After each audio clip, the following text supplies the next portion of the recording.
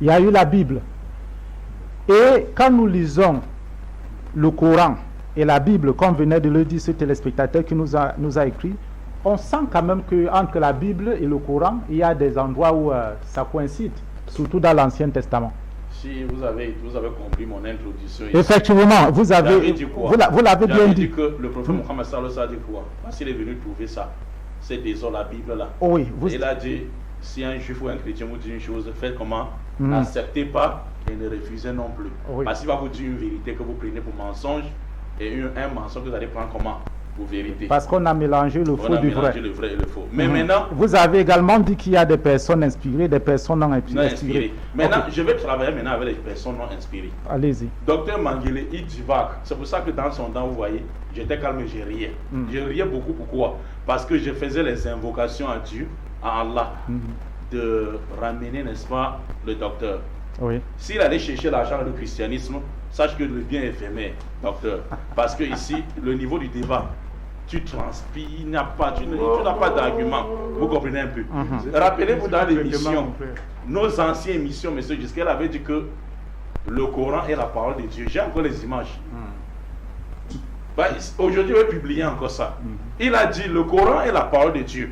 Jusqu'à pasteur Élisée lui demandait, tu reconnais le Coran? Il dit oui, parce que ça parle de Jésus-Christ. Aujourd'hui encore, il a dit, en développant ces prêcheurs-là, il a dit, je ne nie pas la prophétie de Muhammad. Je ne nie pas. Or, la clé de la prophétie de Muhammad, c'est quoi? Le Coran. Il reconnaît que Muhammad est prophète, mais ce que Muhammad veut transmettre, c'est faux quand même. C'est pour ça que je riais, parce qu'il se contredit à tout vent. Il ne sait plus quoi dire. Je rentre maintenant dans son... Je vais un peu... chez les spectateurs, je vais baisser un peu le niveau, parce que j'étais trop élevé. Regardez deux Bibles.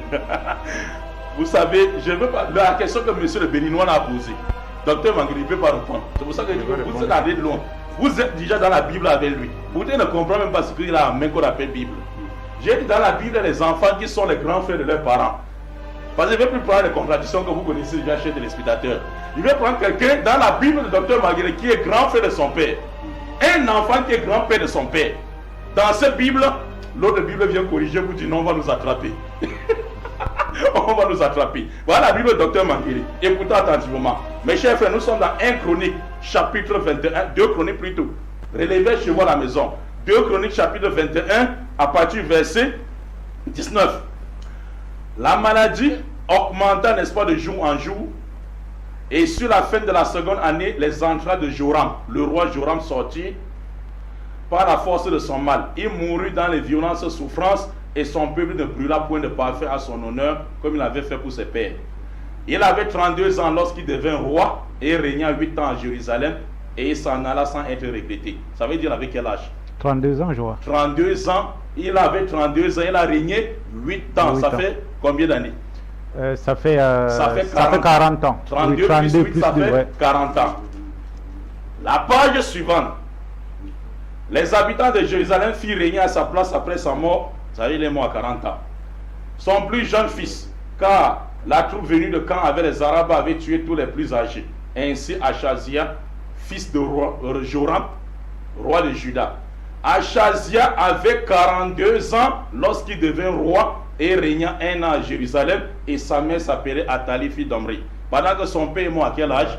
À 40 ans, et l'enfant succède. S'il vous plaît, ça commence encore. L'enfant, le père meurt à 40 ans, et l'enfant succède son père à 42 ans. La Bible s'y vient dire non, c'est faux. Achazia avait juste 22 ans, pour que ça soit quoi?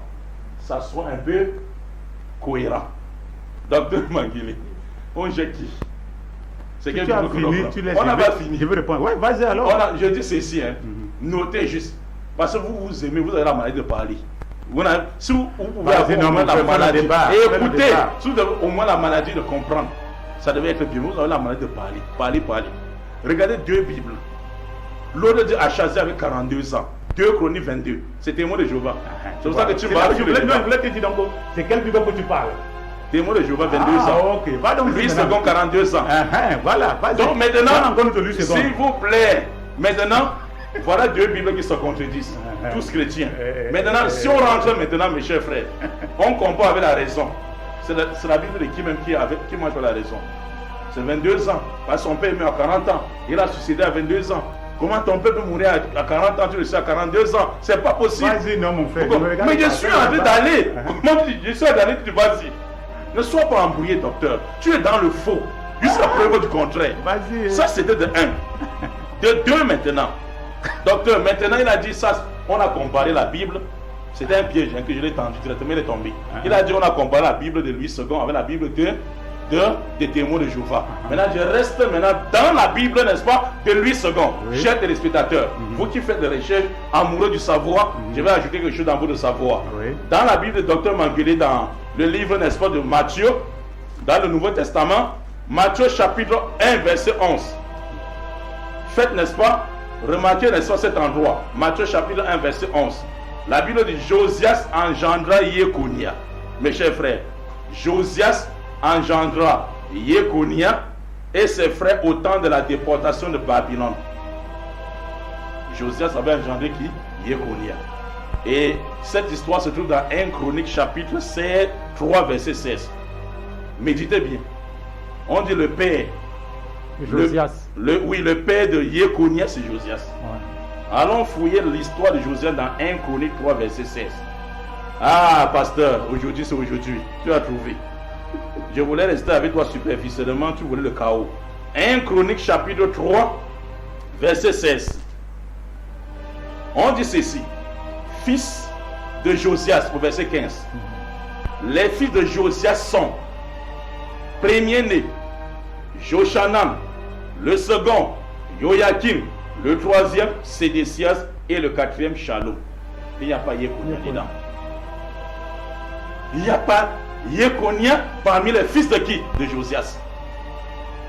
Le verset 16, fils de Joachim, le second fils de Josias. Yekonia. Là, il est petit-fils déjà. Et voilà, vous avez compris. Monsieur. Regardez le jeu. Bon. Docteur Manguele, je ne veux pas faire quelque chose que vous allez plus. Vas-y. Donc ici, on dit ici, hein, monsieur le journaliste, Joseph engendra ici Yekonia, alors qu'il a engendré plutôt le fils de Yekonia, qui est qui? Qui est Joachim. Demandez-vous pourquoi Matthieu a enlevé le père de Yekonia. Le père de Yekonia ici, dans Matthieu 1, verset 11. Au lieu de dire Josias engendra Joachim, et on dit plutôt Josias engendra Yekonia. Pourquoi on a sauté Joachim? Parce que dans le livre de chers téléspectateurs, dans Jérémie chapitre 36, Joachim, quand il était chef, il a pris le livre de Baruch, que Salomon il a mis à ses pieds et il a piétiné. Quand il a piétiné cela, le prophète Jérémie l'a maudit en disant que ton cadavre sera exposé au soleil. Et aucun de tes descendants ne s'assiera sur le trône de David. Or, ça c'est la descendance pour arriver à qui? À Jésus-Christ. Et pour prouver que Jésus descend de qui? De David. Maintenant, l'auteur a vu que s'il met Joachim qui était maudit par Jérémie dans Jérémie 36, alors tout ce qui va sortir de Joachim, maudit par Jérémie, ne s'assiera pas sur le trône de David. Et par conséquent, Jésus ne serait pas descendant de qui? Donc là, ce n'est pas de la contradiction, mais c'est de la mauvaise foi. Ça, c'est l'inexactitude. Pour dire la Bible était écrite et manipulée par les humains. Jésus ne descend pas de David. Et s'il descend de David, il est maudit. Vous comprenez? Je ne veux pas qu'il fasse Vas-y, ça. non, vas-y. Ouais, Je suis en train d'aller. Je suis en train d'aller. Je n'ai même pas encore montré le chaos. ouais, vas-y. Nous sommes en train. J'ai montré une contradiction et une inexactitude. Inexactitude, contradiction. Inexactitude, contradiction. Messieurs les journalistes, maintenant on continue. Ça, j'ai dit, mais docteur Manguele. Vas-y, on continue. Tu t'es dit, vas-y. Je sais de continuer. J'ai dit, dans ce débat-ci. Ouais, Mais le débat. calmez-vous. Tu ne dois pas t'en sortir. J'avais promis une chose ici au début de l'émission. Il faut que je donne l'espoir à docteur Manguele. Allez-y. Pour lui prouver que la Bible ne vient pas de Dieu. Parce que jusqu'ici, il pense que la Bible vient toujours de Dieu. Donc tout ce qui est vraiment là. C'est pour Donc, dire que la Bible ne vient pas de Dieu. Maintenant, l'apôtre de Paul, mes chers frères, l'apôtre de Paul, qui est le seigneur du christianisme? Qui est l'inventeur du christianisme? Il écrit ses lettres. Ouais. Il fait les dédicaces. Il dit ceci à ses amis. Ça te fait rire, hein, docteur Maguli. Il dit ceci à ses amis. Dans Tite, il écrit d'abord à Timothée. Timothée, dans 2 Timothée 4, verset 16, de 13. Quand tu seras de retour, prends mon manteau, prends, n'est-ce pas, mes livres que tu as laissés, je sais pas, ces 3 de Carpus et tu m'apportes. Ça va me couvrir contre le froid. Il faut noter bien. Docteur Maguli va nous dire ce que prendre son manteau pour se couvrir contre le froid. Et lire ces documents. Ça vient faire dans la parole de Dieu. Bien. Qui est un livre saint. Qui ont dit livre saint venant de qui? De Dieu. Les besoins personnels viennent faire quoi là-bas dedans? Même Jésus, aucun d'eux n'a pas de besoins personnels. On continue. Il dit ceci. 1 Corinthiens 16, verset 19 à 20. Les églises d'Asie, Aquilas et Prisca, le couple là vous salue. Hein? Ils vous envoient les salutations de la part de Dieu. Et ils viendront chez vous dans bientôt. Les frères vous saluent également. Faites bisous entre vous. Saluez-vous entre vous par des bisous. Il continue. Il dit Timothée, oh mon ami, je ne cesse de prier pour toi nuit et jour chez moi dans la prière de nuit.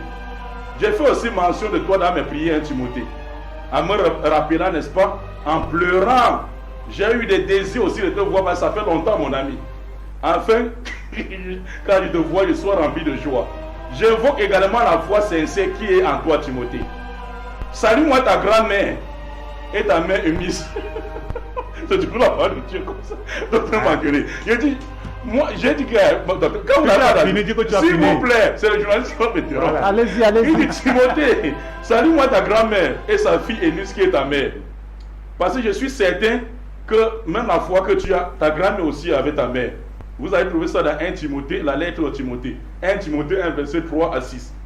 Il continue. Il dit ceci à Tite. Tite, lorsque je vais t'envoyer à Thémas ou bien Tychique, hein, parce que je ne sais pas, je vais voir si je vais t'envoyer à Thémas ou bien Tychique. Je ne sais pas qui je vais envoyer de les deux, mais je vais réfléchir quand même. Mais c'est quelqu'un qui est inspiré.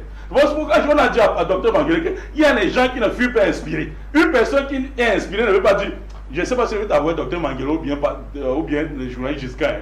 Non, il connaît déjà qui va envoyer. Il dit Tite, je ne sais pas si je vais t'envoyer à Théma ou Tychique. Efforce-toi quand même de venir me trouver à Nicopolis. Parce que j'ai décidé de passer l'hiver là-bas. Donc tu viens, on passe les vacances. Veille également avec Zen en voyage. Donc quand tu voyages, sois prudent en route. Et le juriste de l'Apollon, afin qu'il ne manque de rien aussi, donne-le à manger. Et donne tout ce que tu peux donner, n'est-ce pas, à ceux qui vont t'accompagner pour venir me voir. C'est juste la parole de Dieu comme ça. Hein? Oui. Tout ça, c'est juste la parole de Dieu. Bonsoir monsieur, bonsoir monsieur. Vous vous présentez, vous vous éloignez de votre poste, récepteur. Vous vous présentez et vous participez à l'émission.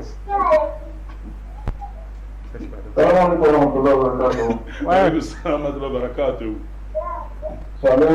mon professeur Magili.